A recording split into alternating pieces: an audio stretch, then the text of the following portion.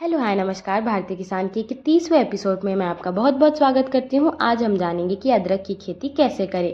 भारत में अदरक को व्यावहारिक रूप से पूर्वोत्तर क्षेत्र के लगभग सभी राज्यों में उगाया जाता है, जिसमें केरल सबसे पहले स्थान पर है और दूसरे स्थान पर मेघालय। अदरक केरल के किसानों की प्रमुख नकदी फसल है। यह फसल इतनी महत्वपूर्ण है कि कई किसान सिर्फ इस पर ही निर्भर होते हैं। अब जानते हैं इसके लिए जलवायु कैसी होनी चाहिए। यह मध्यतम तापमान वाले क्षेत्र और हवाओं में नमी वाले क्षेत्र में अच्छी तरह से बढ़ता है।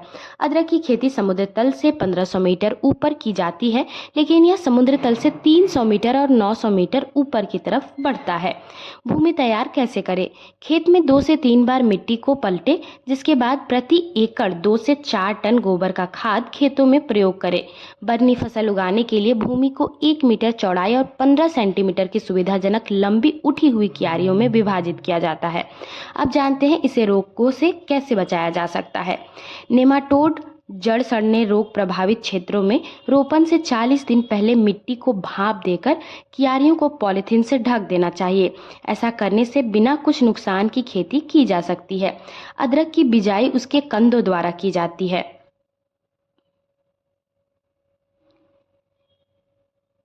रोपण करते समय अधिकतम 5 सेंटीमीटर की गहराई पर रोपाई करनी चाहिए। रोपण के बाद बलुई की तिथि 25 से 35 दिन तक मिट्टी को नमी के आधार पर वृद्धि होने लगेगी। मिल्चिंग डालने से बीजों का अंकुरण तेजी से बढ़ता है। मिट्टी की नमी को बढ़ाकर और जैविक प्रतिक्रिया की रक्षा करके मिट्टी की मिल्चिंग को अवश्य प्रयोग में लाना चाहिए। प्रथम रोपण के दौरान मिल्चिंग की जाती है। मिल्चिंग के लिए 4 से 6 टन एकड़ हरी पत्ती या 4 या सूखे पत्तों का भी उपयोग किया जाता है। इसके लिए हम नारियल के पत्तों का भी उपयोग कर सकते हैं।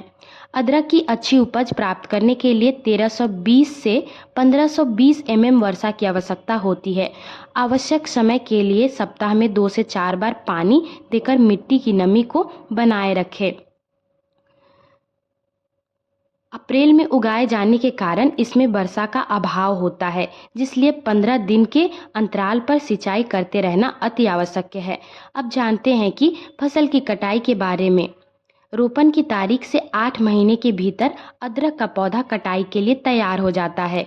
हरी पत्तियां नीचे से ऊपर तक सूखने तक आगमन के बिंदुओं पर कटाई के लिए तैयार हो जाती है। अदरक का तेल निकालने के लिए इस स्थिति में इसे काटा जाना चाहिए। उपयोग किए बगैर पत्तियों को स्वस्थ अवस्था में रखा जाता है, ताकि उसके पत्तियों को भी उपयोग में लाया जा सके और अदरक को भी उपयोग में लाया जा सके।